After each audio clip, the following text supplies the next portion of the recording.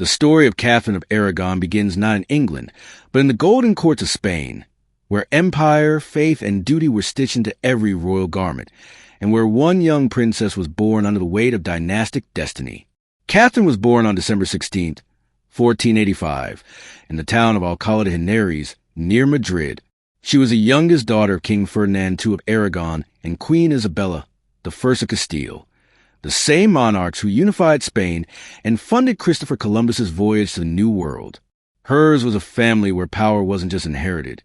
It was earned through conquest, devotion, and political shrewdness. From a young age, Catherine was raised not simply as a royal daughter, but as a future queen. She was educated in languages, philosophy, history, law, music, and most critically, religion. The Spanish court was deeply Catholic, and Catherine's piety was not only encouraged, it was expected. She was fluent in Latin, spoke French and Spanish, and would later become proficient in English. Even her handwriting was described as elegant and precise, fit for a queen. But more than her intellect, it was her sense of duty that defined her. From a moment she could comprehend the idea of marriage, Catherine was told she was destined to be Queen of England. A treaty signed in her infancy arranged her betrothal to Prince Arthur, the eldest son of King Henry VII. The political aim was clear: solidify the alliance between England and Spain, two emerging powers that needed each other to balance French ambition. At 15, Catherine sailed to England in 1501 to marry Arthur. Her arrival was a spectacle of diplomacy and grandeur. Chronicles of the time described her as small in stature, with reddish gold hair, a fair complexion, and striking blue eyes. More importantly, she carried herself with grace and quiet confidence, already well-versed in the expectations of queenship. The wedding took place on November 14th, 1501, in the old St. Paul's Cathedral. It was an extravagant ceremony attended by the English nobility and foreign dignitaries. The young couple, still teenagers, performed their roles as bride and groom with all the poise expected of them. But behind the public display, the reality of their union was more fragile. They were young. Arthur, barely 15 himself, was not in good health. Just 5 months after their marriage, tragedy struck. Both Catherine and Arthur fell seriously ill, likely with the sweating sickness, a deadly and fast-moving disease. Catherine survived. Arthur did not. His death in April 1502 shattered the carefully planned Anglo-Spanish alliance, and it left Catherine in an impossible position, a teenage widow, alone in a foreign land, with her political usefulness suddenly in question. Her dowry had only been partially paid. The English court began to waver on what to do with her. Send her back to Spain? Arrange another marriage? But Catherine herself remained resolute. She believed, whether out of faith, duty, or instinct, that her destiny in England was not yet complete. It is here that Catherine's story begins to truly reflect her inner strength. She could have returned home in shame or defeat. Instead, she chose to stay. For nearly 7 years after Arthur's death, Catherine lived in a kind of diplomatic limbo. She remained in England, but was no longer the crown princess. Her father, Ferdinand, and King Henry VII negotiated, sometimes coldly, about the remainder of her dowry and her future prospects. At times, Catherine lived in relative poverty, with a reduced household and little allowance. But even in this period of uncertainty, she did not falter. She leaned into her faith and clung to her conviction that she was meant to be Queen of England. Her ambassador, de Fuensalida, wrote that Catherine bore her reduced circumstances with patience and fortitude. She never publicly complained. She carried herself with royal dignity, even without the crown. One key decision during this time would shape her fate for decades. Catherine swore that her marriage to Arthur had never been consummated. In the eyes of the church, that meant she could lawfully marry his younger brother, Henry, once he came of age. That oath, taken solemnly and with religious conviction, would become both her shield and her sword in the battles to come. When King Henry VII died in 1509, his son, the now 18-year-old Henry VIII, ascended the throne. Within weeks, he married Catherine. At 23, she finally became Queen of England. But even as the crown was placed upon her head, the long shadow of Arthur lingered. Questions of legitimacy, divine will, and fate would haunt her reign. Still, Catherine of Aragon had arrived, and she was ready. A Spanish rose had taken root in the thorny garden of Tudor politics, and she would not be easily uprooted. When Catherine of Aragon first set foot on English soil in the autumn of 1501, she did so with the full majesty of a Spanish princess, and the weight of a diplomatic alliance resting on her shoulders. The path laid before her was meticulously carved by politics, yet what neither she nor the English court could have foreseen was a personal tragedy that would soon unravel those grand designs. Catherine's marriage to Prince Arthur, the eldest son of Henry VII, was a cornerstone of Anglo-Spanish cooperation. Their union had been negotiated for over a decade. At the time of their wedding, Arthur was 15 and Catherine was nearly the same age. Though young, they were both expected to behave as adults, symbols of unity between two powerful monarchies. The marriage ceremony was held at the now-vanished St. Paul's Cathedral in London. It was a dazzling affair. Nobles from across the realm and foreign dignitaries gathered to witness what was supposed to be the beginning of a powerful dynasty. Catherine's beauty was noted, as was her regal bearing. Arthur, thin and pale, looked every bit the Tudor prince, but carried the sickliness that had always troubled his health. Following the ceremony, the young couple was sent to Ludlow Castle in the Welsh Marches. It was tradition for the Prince of Wales to reside in the region he would one day govern. The climate there, however, was damp and cold, a stark contrast to the warmth of Catherine's native Spain. Barely 5 months into the marriage, both Catherine and Arthur fell gravely ill. Most historians believe they contracted the sweating sickness, a mysterious and often fatal epidemic that struck England during the Tudor period. While Catherine slowly recovered, Arthur's condition deteriorated rapidly. On April 2nd, 1502, he died. The death of the Prince of Wales shook the Tudor court. For Henry VII, it meant the loss of his heir, and with it, a crisis in succession. For Spain, it threatened to unravel years of diplomacy. And for Catherine, it marked the beginning of a lifetime of trials, each one testing her endurance in new and profound ways. She was just 16, alone in a foreign land, grieving, uncertain of her future. Her position as a princess consort was now in limbo. But Catherine was not a passive figure. Raised by Queen Isabella, a warrior and ruler in her own right, she knew how to wield resolve when fate turned cruel. The English and Spanish courts scrambled to decide what to do next. Catherine's dowry had only been partially paid. If she returned to Spain, her family might be seen as having failed diplomatically. If she stayed in England, her role would need to be renegotiated. Amid these tensions, a remarkable idea emerged. Perhaps she could marry Arthur's younger brother, Henry, 5 years her junior. The proposal was not as simple as it might seem. Canon law forbade a man from marrying his brother's widow unless a special dispensation was granted by the Pope. The Church feared such unions would be incestuous in the spiritual sense. But politics, as always, made exceptions possible. To obtain that dispensation, a declaration was required from Catherine. She had to state, under oath, that her marriage to Arthur had not been consummated.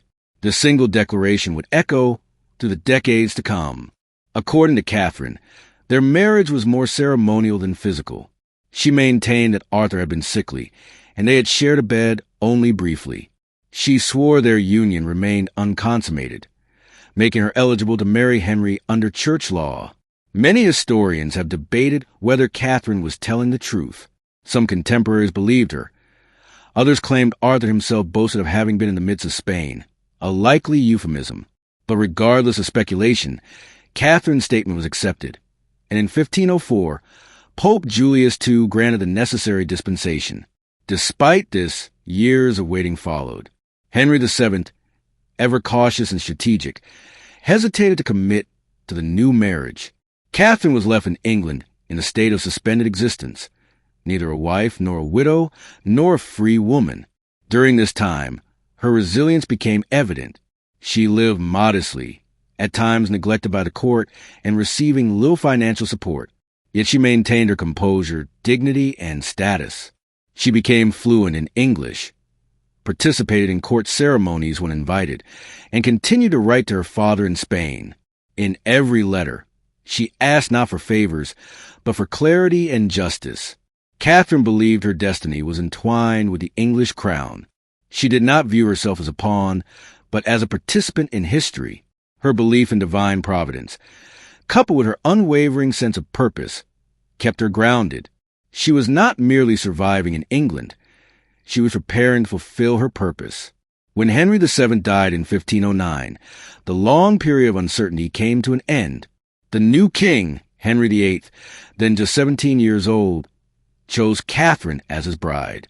Whether driven by affection, a desire to please his father's ghost, or diplomatic expedients, Henry moved swiftly. On June 11, 1509, Catherine and Henry were married in a quiet ceremony at Greenwich. Just 2 weeks later, they were crowned together at Westminster Abbey. At 23, Catherine finally wore the English crown, a prize hard-earned through suffering, patience, and political acumen. But as history would soon reveal, her marriage to Henry would not be her greatest triumph, nor her greatest trial. When Prince Arthur died in 1502, the machinery of diplomacy faltered. Catherine of Aragon, once the centerpiece of a strategic Anglo-Spanish alliance, was left in an ambiguous, almost ghostly state. She was no longer a bride, not yet a widow in the traditional sense, and far from the queen she had been raised to become. The years that followed were not defined by royal banquets or triumphant processions, but by something more subtle and far more enduring: Catherine's patience. For nearly 7 long years, she lived in England as a princess without a role. Her father, Ferdinand of Aragon, and Henry VII, ever the calculating monarch, continued to haggle over the unpaid portion of her dowry. It was a financial tug-of-war, and Catherine was the rope in the middle. During this time, she was housed modestly, her living allowance reduced. At times, she could barely afford proper food for her small household. Her dresses went unrepaired. Her servants went unpaid. But remarkably, she did not complain. She never begged to return to Spain. Her pride and her faith anchored her, despite her diminished status. Catherine continued to act with the composure of a queen-in-waiting. She became increasingly fluent in English and adapted to court life. She wrote regularly to her father, always emphasizing her loyalty to England and her desire to fulfill her destiny there. Her ambassador, Don Gatir Gomez de Fuensalida, often remarked on her resolve.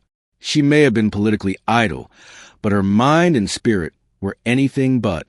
While Ferdinand sought to stall and negotiate, Catherine quietly gathered allies within the English court. Her intelligence, humility, and steadfastness earned her a quiet respect among both nobles and commoners. Though she had no official status, many continued to refer to her as Princess of Wales, a nod to her enduring dignity. Then there was Prince Henry, the second son, the spare, who was never expected to inherit the crown. He was 10 years old when Arthur died, a tall, athletic boy with charm and ambition. Over the years, he became increasingly drawn to Catherine. Whether out of affection, admiration, or convenience, their relationship grew in complexity. There are reports that Henry, despite his youth, expressed a wish to marry her. His mother, Elizabeth of York, had supported the match before her own death. But King Henry VII remained wary. The elder Henry was not one to act from sentiment. He recognized Catherine's dynastic importance, but hesitated to move forward with another union until financial and diplomatic benefits were clear. At one point, he even toyed with the idea of marrying her himself, an act that would have shocked Europe. Nothing came of it, but it speaks volumes of the awkward limbo Catherine was forced to endure.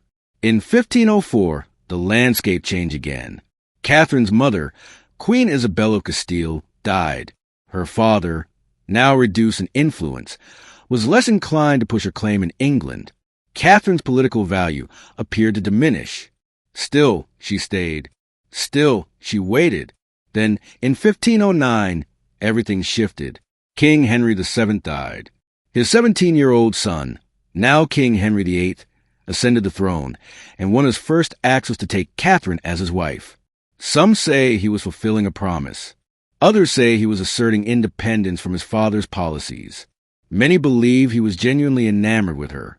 Regardless of motive, the marriage was swift and decisive.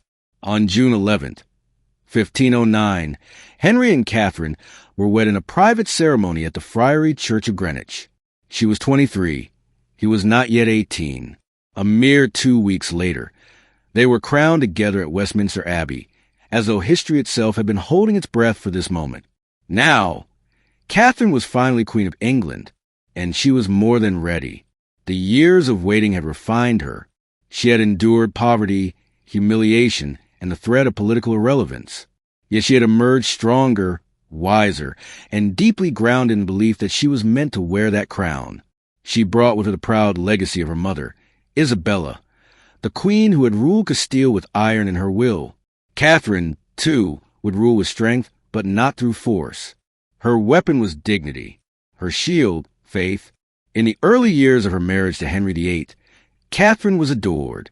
She was admired for her intellect, her piety, and her devotion to the people. She gave audiences to the poor, championed education, and supported the arts. She was more than a consort. She was a symbol of unity and strength.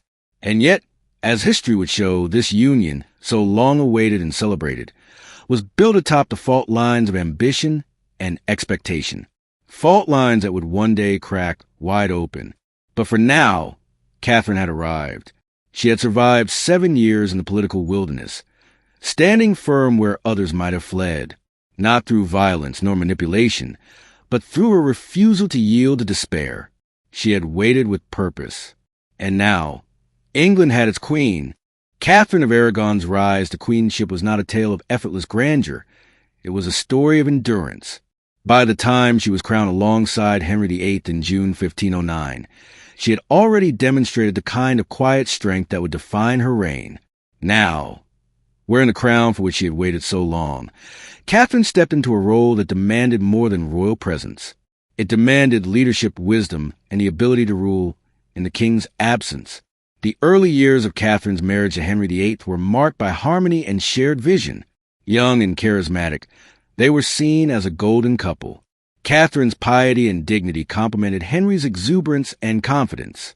Together, they projected an image of chivalry and grace.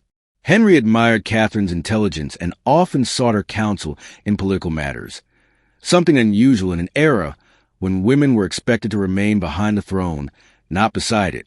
Catherine wasn't content to merely fulfill ceremonial duties. She immersed herself in the workings of the court, offering sound judgment and serving as a moral compass in Henry's early reign. She championed education for women and advocated for the rights of the poor. She also maintained correspondence with some of the greatest humanists of the time, including Erasmus and Thomas More, who admired her intellect. But Catherine's defining moment as Queen of England came not in the peace of courtly life, but on the battlefield, though she never lifted a sword. In 1513, Henry VIII launched a military campaign in France, a continuation of the long-standing Anglo-French rivalry. Eager to assert his claim to French territory and to emulate the warrior king image of his predecessor Henry V, Henry set off to war, leaving his wife as regent. For a woman to be named regent was rare. For her to succeed in the role, exceptional. With the king abroad, Catherine governed the realm. She dealt with administrative matters, advised the council, and corresponded directly with foreign dignitaries. But while Henry fought in France, a new threat emerged at home, Scotland. James IV of Scotland, honoring the old alliance with France, invaded northern England in September 1513. It was a grave moment. England faced a two-front danger, its king in one theater of war, its northern border under direct assault. Catherine rose to the moment with remarkable resolve. She ordered troops to mobilize. She oversaw the provisioning of arms and supplies. And most notably, she rode north in full armor, not to fight, but to inspire. A chronicler later described how she addressed the troops in Henry's absence, rallying them with courage and invoking God's protection over England. Her presence stirred the men, many of whom saw her not as a foreigner, but as their rightful queen, forged in hardship and faith. The decisive engagement came at the Battle of Flodden Field, near Branxton in Northumberland on September 9, 1513. The English forces, led by Thomas Howard, the Earl of Surrey, met the Scots in a brutal confrontation. It ended in overwhelming victory for England. King James IV of Scotland was killed, making him the last British monarch to die in battle. Alongside him perished much of the Scottish nobility.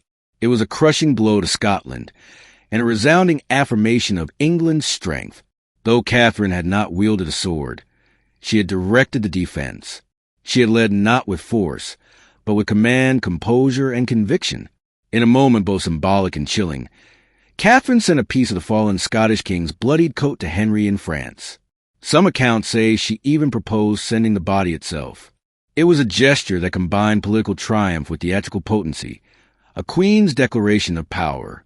Catherine's regency during the War of 1513 cemented her legacy. She had proven that she was not only a queen in name, but in action. At a time when female rulers were rare and often discounted, she had held the realm together under extraordinary pressure. For Henry, returning from France to find his wife hailed as a war leader must have been both prideful and humbling. Catherine had outshone him, in a way, defending the kingdom while his continental campaign had achieved mixed results. For the English people, however, Catherine's actions stirred admiration and loyalty. She was no longer the Spanish princess of a long-ago treaty. She was their queen. This victory, though, was not just political or military.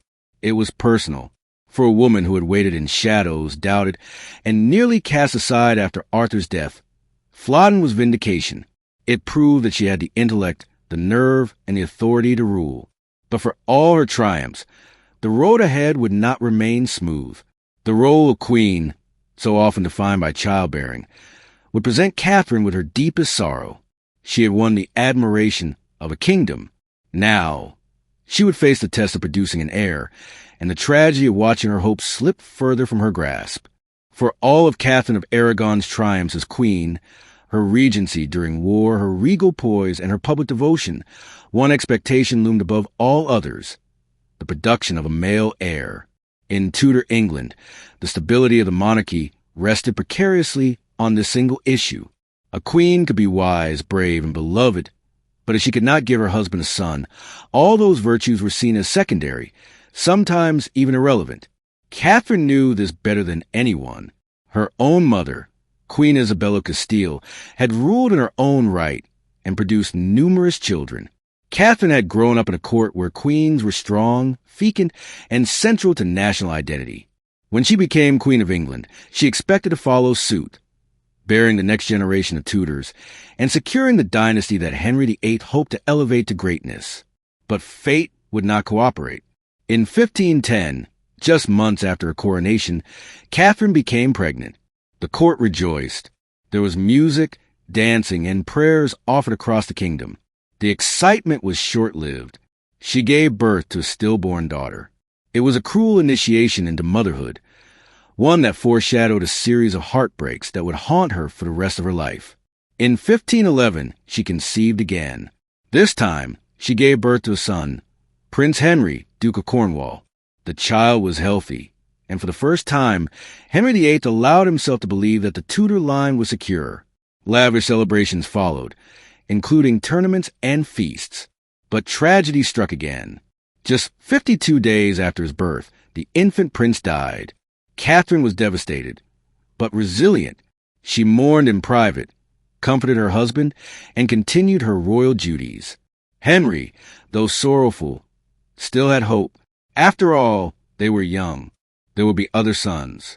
Yet time and again, Catherine's pregnancies ended in sorrow. Over the years, she would conceive at least 6 times. Most resulted in miscarriages or stillbirths. A few children were born alive but died within days. Only one survived infancy, a daughter born in 1516, Mary. The birth of a healthy child should have brought unmitigated joy. But the fact that she was a girl complicated matters. Though Mary was bright, strong, and cherished by both parents, she did not satisfy the court's obsession with male succession. Still, Catherine loved her daughter fiercely. She supervised Mary's education personally, ensuring she was well-versed in Latin, theology, music, and literature. Catherine saw in Mary a reflection of herself, another woman destined to rule with grace and wisdom. She believed a female monarch could be strong, just as her mother Isabella had been. But she also understood that England was not Castile, and the English nobility did not easily accept the idea of a queen regnant. Meanwhile, Henry's attitude began to shift. His once passionate devotion to Catherine, so evident in their early marriage, started to cool. He remained respectful, even affectionate at times, but the growing anxiety over the succession gnawed at him. Each failed pregnancy was not just a private grief, it was a public disappointment. Court whispers began to swirl. Was God punishing the king for marrying his brother's widow? Was the Pope's dispensation invalid? Some clergy began to suggest that the union was cursed from the start. Henry, never one to ignore theological justifications when they suit his desires, began to wonder the same. The failure to produce a male heir also threatened England's political future. Without a secure succession, factions at court began to form, each with their own visions of who might ascend the throne. Foreign alliances hung in the balance, and across the sea, rival claimants to the throne watched closely. Catherine, ever faithful, never lost hope. She continued to pray, to fast, and to endure her husband's growing frustration. She found solace in her faith and leaned heavily on her confessor. She also never accepted the idea that God had cursed her marriage. In her mind, her union with Henry was both lawful and sanctified. To question it was to question divine will. But by the mid-1520s, the tension had become unbearable. Catherine was now over 40. She had not conceived in years. Henry, still young and desperate for a male heir, began to consider alternatives, not just in the dynastic sense, but in the personal one. Around this time, a woman entered the scene who would change everything, Anne Boleyn, and was intelligent, ambitious, and entirely unlike Catherine. Where Catherine was traditional and was provocative, where Catherine offered stability and promised possibility, and most importantly, and was young and had never been married. Henry became infatuated. What began as flirtation soon turned into an obsession. But Anne, clever and calculating, refused to become another royal mistress. She made it clear she would accept nothing less than queenship. Thus began what history would call the king's great matter, Henry's campaign to annul his marriage to Catherine. For Catherine, it was not simply a rejection. It was an assault on her character, her marriage, her daughter, and her God. And though her body had failed her in childbirth, her resolve would not falter. She would fight for her crown, for her daughter, and for the truth she held sacred, that she was Henry's lawful wife, and that no court, earthly or divine, could declare otherwise. By the mid-1520s, the once golden marriage of Henry VIII and Catherine of Aragon stood on a fault line. After nearly 2 decades of marriage, with only one surviving child, a daughter, Henry's dreams of secure Tudor dynasty began to disintegrate. But this was not simply a personal crisis. It would become a political and religious firestorm, one that would reshape England forever. It began quietly, just thoughts, questions, and whispers. Then came a theological argument that Henry clutched with increasing fervor. His marriage to Catherine had never been valid in God's eyes. The root of this belief, as he claimed, lay in Leviticus 20 verse 21. If a man shall take his brother's wife, it is an unclean thing, they shall be childless. Although Pope Julius II had granted a dispensation to allow Henry to marry his brother's widow, Henry now argued that divine law trumped papal authority. The irony was thick. For years, Henry had been a staunch defender of Catholic doctrine, even earning the title Fidei Defensor, defender of the faith, from the Pope for opposing Martin Luther's reforms. But now, he sought from that same Pope a radical reversal, an annulment of his marriage on theological grounds. In reality, the motivation was not only spiritual, it was deeply personal. Anne Boleyn had captivated the king's imagination and inflamed his ambition. She refused to become another mistress. She wanted a crown, and she offered Henry what Catherine no longer could: youth, fertility, and the hope of a male heir. But Catherine, Henry soon realized, would not step aside quietly. When Henry first approached her with the idea of an annulment, Catherine was stunned, but not silenced. She rejected the claim that their marriage was invalid. She insisted once again that she had been a virgin when she married Henry, that the union was lawful, and that the papal dispensation was sound. To question any of it, she believed, was to blaspheme. Catherine appealed not only to her husband's conscience, but to the people of England. She had become immensely popular over the years for her piety, her charity, and her role in protecting the realm during Henry's French campaign. To many, she was a very embodiment of the ideal queen. The idea of casting her aside for a younger woman scandalized court and divided the nobility. Henry, unwilling to wait for a papal decision that he suspected would never come, turned to Cardinal Thomas Wolsey, his trusted advisor, to secure the annulment. But even Wolsey, powerful and shrewd, could not deliver the Pope's approval.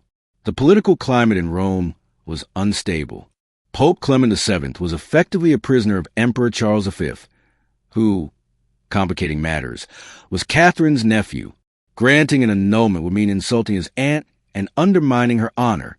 The Pope, caught between theological argument and imperial pressure, stalled. In 1529, a dramatic event unfolded that crystallized Catherine's defiance. Henry summoned her to a public tribunal at Blackfriars, where both parties were to state their case. It was a theater of legalism designed to end the marriage with dignity, or so Henry hoped. But Catherine had other plans.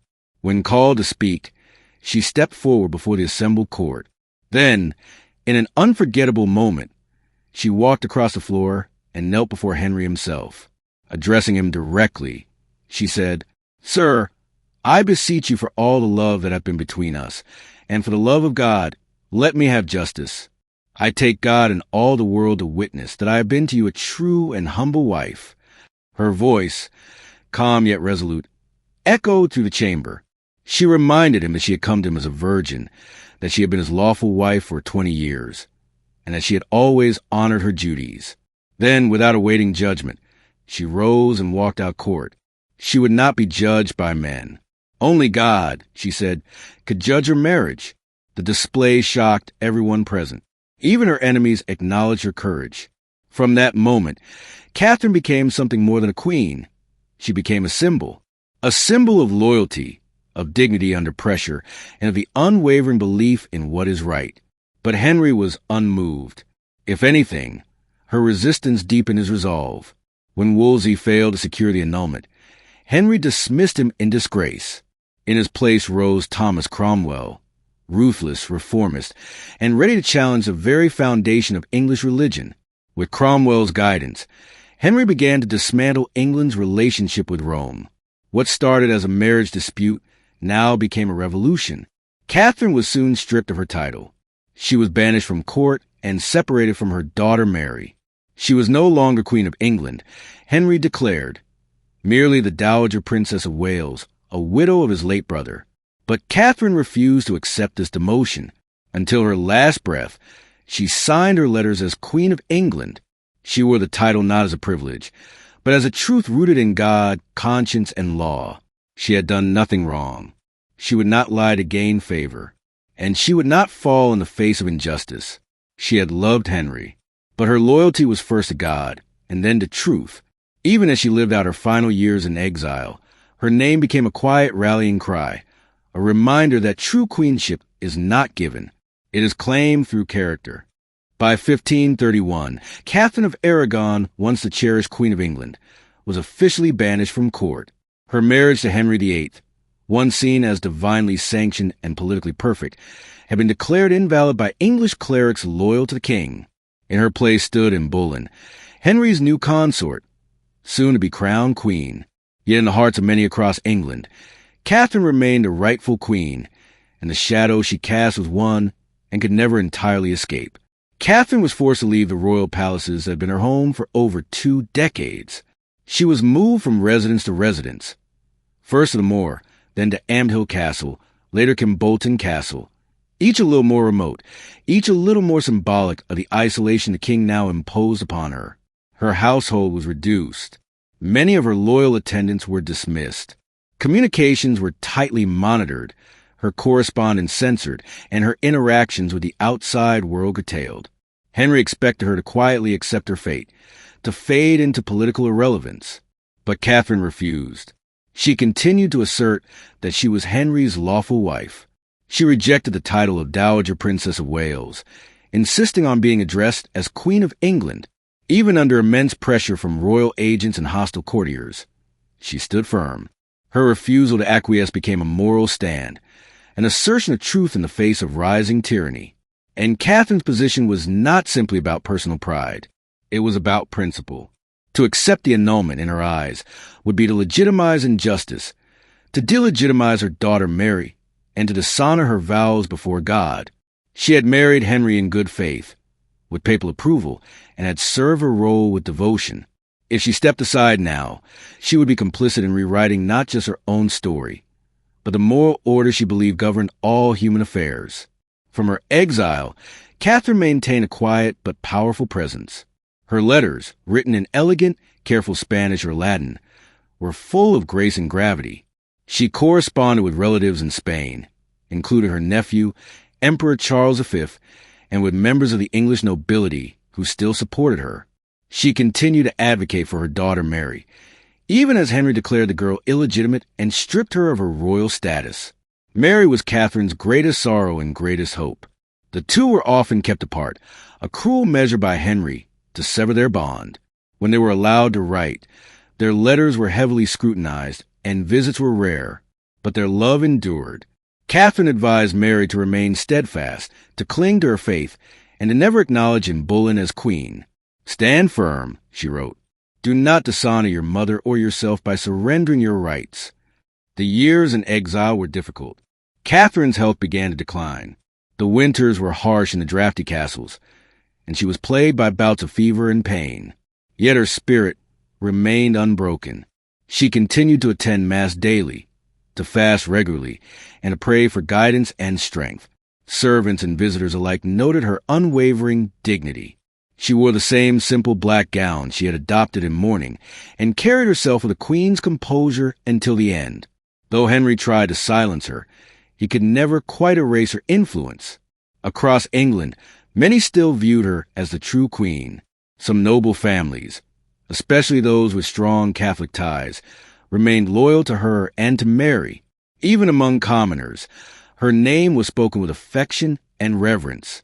She had come to England as a foreign bride, but over the years she had become deeply English in the eyes of her people, through her compassion, her charity, and her humility. Meanwhile, Anne Boleyn, now queen, found her position far from secure. Though she had achieved the crown, she was surrounded by enemies, many of whom blamed her for Catherine's suffering in the country's religious upheaval. And most damningly, and, like Catherine, struggled to produce a male heir. In 1533, she gave birth to a daughter, Elizabeth. Henry was disappointed, though he maintained hope for a son. But the very failure that had doomed Catherine now began to encircle Anne. As Anne's power waned, Catherine's moral authority only grew. Even from exile, she remained a thorn in Henry's conscience. She had never yielded. She had never accepted his version of history. And in standing firm, she had shown that true royalty lies not in titles or crowns, but in the courage to live according to principle. Even in exile, even in isolation, even in pain. By the winter of 1535, Catherine's condition had worsened. She was ill and weak, but her mind remained clear. She wrote one final letter to Henry, a letter that even now stirs the soul. In it, she forgave him, she prayed for him, and she signed it simply yet defiantly, Catherine the Queen. She would never be anything less. By early 1536, Catherine of Aragon's long and lonely exile had taken its final toll. She was just 50 years old, but the years of political torment, personal sorrow, and physical decline had aged her beyond her time. Banished, widowed in all but name, and separated from her only child, Catherine lay dying at Kimbolton Castle, a cold, remote place far removed from the golden halls where she had once ruled as Queen of England. Despite the distance and the indignity, Catherine's royal bearing never faltered. Even in her final hours, she kept a small household chapel where Mass was said daily, observed her religious duties, and received those few attendants allowed to remain with her. Her faith was her anchor. Her prayer beads never left her hands. Those close to her said she spoke often of Mary, her daughter, her pride, and of her husband Henry, whose betrayal she still could not reconcile with the man she had once loved so completely. She had not seen Henry in years. He had married Anne Boleyn, crowned her queen, and worked furiously to erase Catherine's legacy. But her memory, her presence, and her defiance endured in every corner of his realm. Despite his best efforts, she was not forgotten by the people, by foreign courts, or even by members of his own family. In her final days, Catherine requested to write one last letter. It would be addressed not to her daughter, nor to her confessor, but to the man who had once promised to love and honor her, King Henry VIII. The letter has survived, its words etched into history not just for what they say, but for the extraordinary strength behind them. Written in January 1536, as her body failed but her spirit remained intact, it reads, "My most dear lord, king and husband, the hour of my death now drawing on, the tender love I owe you forceth me. I forgive you everything, and I pray God to do so likewise. For the rest, I commend unto you our daughter Mary, beseeching you to be a good father to her. Lastly, I make this vow, that mine eyes desire you above all things. Catherine the Queen." The words are calm, composed, and remarkably gentle. There is no bitterness, no accusations, no final recriminations. She could have raged against the injustice. She could have cursed his betrayal. But Catherine chose mercy. She chose grace. And in doing so, she elevated herself beyond the reach of any crown Henry could give or take. It is perhaps the most devastating letter ever sent by a discarded queen, not for its venom, but for its virtue. In choosing forgiveness over fury, Catherine condemned Henry more profoundly than any outcry ever could.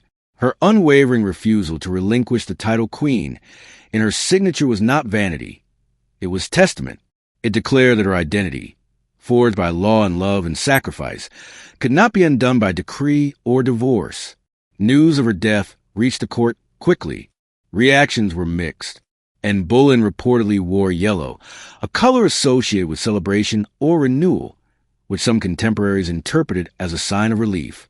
But others noted that yellow was also a traditional mourning color in Spain, perhaps a subtle nod to the complexity of the moment. Henry himself did not attend Catherine's funeral, nor did he allow Mary, their daughter, to see her mother before she died. But deep beneath the surface of political maneuvering and personal betrayal, something of Catherine's loss must have touched him. According to court sources, he was unusually subdued in the days following her death. Her funeral was held at Peterborough Abbey, now Peterborough Cathedral. She was buried with dignity, but not with the honors befitting a queen. Her tombstone identified her as Princess Dowager, a title she had never accepted, but history would remember her differently. Over time, her reputation only grew. In the eyes of the people, Catherine became a figure of martyrdom, of steadfast virtue, and of a queen wronged by ambition and power. Even later English monarchs, including her daughter Mary I, would work to restore her honor and legacy. In Spain, she was revered as the Infanta who never forgot her homeland. In England, she was the queen who never betrayed her crown. But perhaps the most powerful tribute came from those who knew her best, not nobles or chroniclers, but the women who served her, the clergy who counseled her, and the daughter who carried her torch. They remembered a woman who had endured more than most, yet never surrendered her dignity. A woman who had every reason to be broken, but never bowed. Catherine of Aragon died as she had lived, not in grandeur, but in grace. And though stripped of her crown, she never lost her queenship. It lived in her heart, in her actions, and in her unshakable faith. She was the first of Henry's 6 wives, but the only one who remained a queen, both in name and in legacy, to the very end. When Catherine of Aragon died in January 1536, the ripples of her life didn't end. They swelled into a tidal wave of legacy. At the heart of that legacy stood her only surviving child, Mary, a girl born to be a princess, raised to be a queen, and forged in the crucible of political betrayal. Catherine may have died with grace, but her daughter's fate will be far more complicated.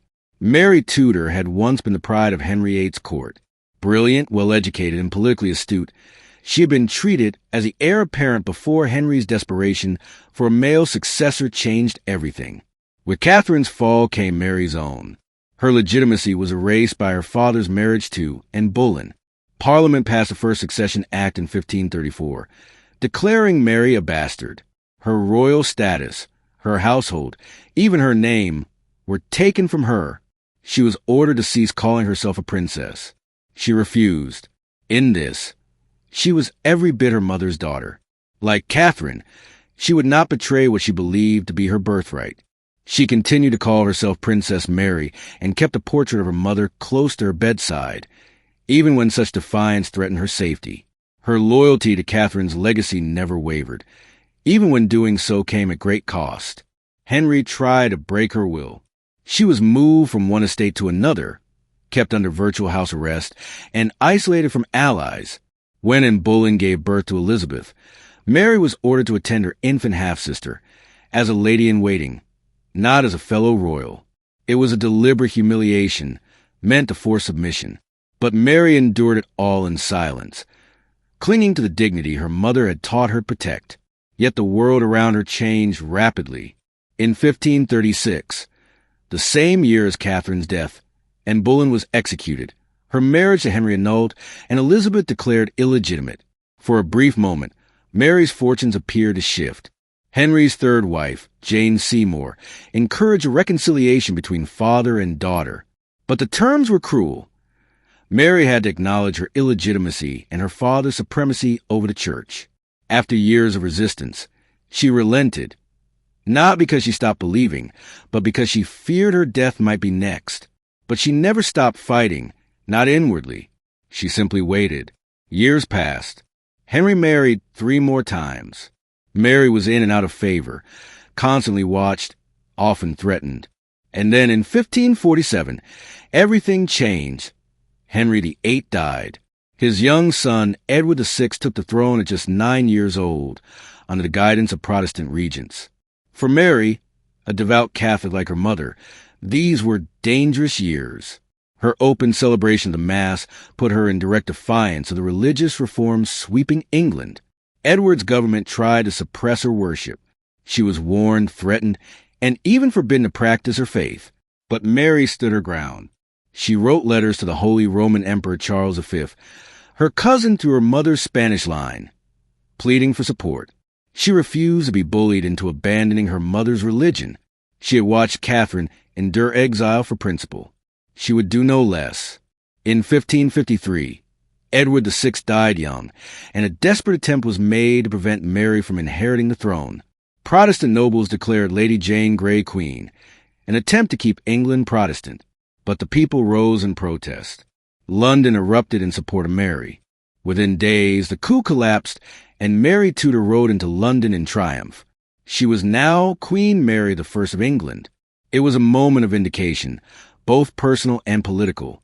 For the daughter of Catherine of Aragon to be crowned queen was no small reversal of history. Everything her mother had suffered for, truth, legitimacy, faith, seemed, in that moment, to be restored. Mary chose to rule as a Catholic monarch. She immediately repealed her father's Protestant laws and restored papal authority over the English Church. Her goal was not just personal retribution. It was a spiritual mission, one she believed her mother would have supported. She married Prince Philip of Spain, her cousin to the Habsburg line, to cement Catholic power. She believed herself divinely tasked to bring England back to the true faith. But Mary's reign was fraught with challenges. Her marriage was unpopular.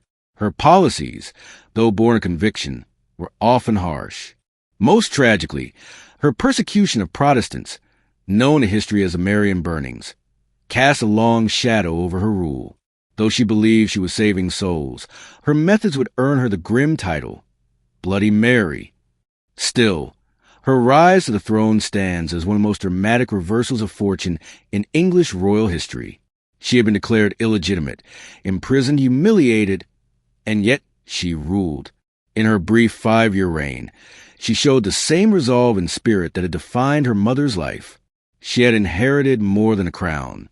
She had inherited a legacy of moral resistance and inner fire.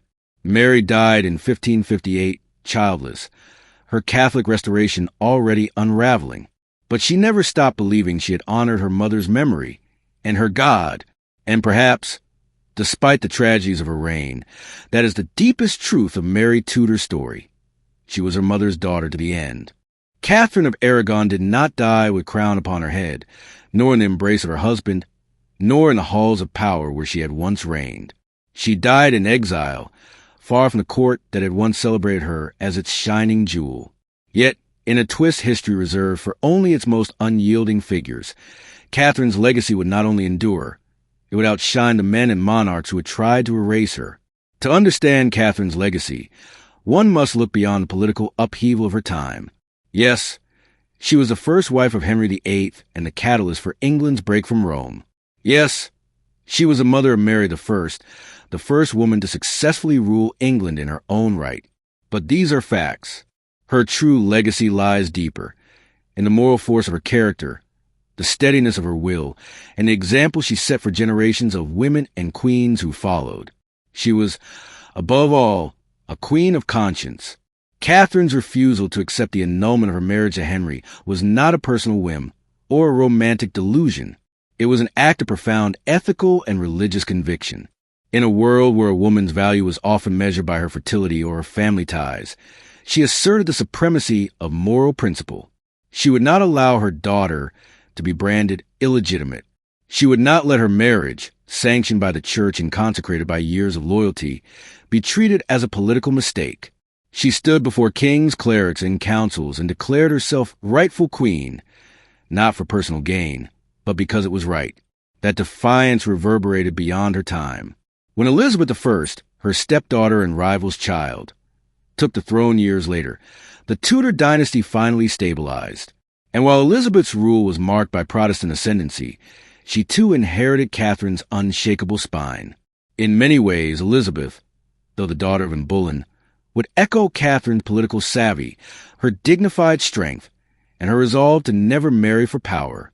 Historians have long noted the irony. The two most significant women in Tudor England, Mary I and Elizabeth I, were both shaped directly and indirectly by Catherine of Aragon. Mary inherited her mother's devout Catholicism and moral absolutism. Elizabeth inherited the example of feminine strength and sovereign independence. Catherine's influence, then, transcended religion and reached into the very identity of English monarchy. She proved that queens were not mere consorts. They were pillars of principle, capable of shaping nations through their presence alone. And what of Henry VIII? He would go on to marry 4 more women after Anne Boleyn. His desperate search for a male heir would lead him through scandal, executions, and heartbreak. Though he eventually had a son, Edward VI, the boy would die young. It was his daughters, Mary and Elizabeth, who would carry the Tudor legacy into the next age. In a sense, despite all of Henry's machinations, it was the women he had tried to control or discard who shaped the future of England. And standing at the root of that history is Catherine of Aragon. Her story has since been revisited countless times in plays, books, films, and television. Historians have alternately portrayed her as a tragic figure and a triumphant one. But to reduce her to either is to miss the full power of her legacy. Catherine was both and more. She was a foreign bride who became the people's queen. She was a loyal wife who defied her husband. She was a devout Catholic in a kingdom turning Protestant. She was a mother whose faith in her daughter never wavered. And she was a woman who, when history tried to unwrite her, rolled herself back in with quiet, indelible strength. Today, her tomb in Peterborough Cathedral bears a simple title, Catherine the Queen. Every year, on the anniversary of her death, flowers are laid upon her grave. Spanish flags and royal emblems are brought by admirers from around the world, not for a defeated woman, but for a queen who endured. She is remembered not for victory in battle or for sweeping political reform, but for something even rarer, unbreakable dignity. She lived and died according to her conscience. She faced exile, loss, and humiliation with a grace that no crown could bestow or strip away. In the end, it was not Anne Boleyn, nor Henry VIII, nor even the English Reformation that defined the lasting arc of her story. It was Catherine herself. She was the queen who would not fall. Thank you for joining us on the Crit Stories. If you've been moved by the story of Catherine of Aragon, share this episode, subscribe for more untold histories, and tell us in the comments which figure of resilience you'd like us to explore next. Because history doesn't just belong to kings and conquerors. It belongs to those who refuse to be forgotten.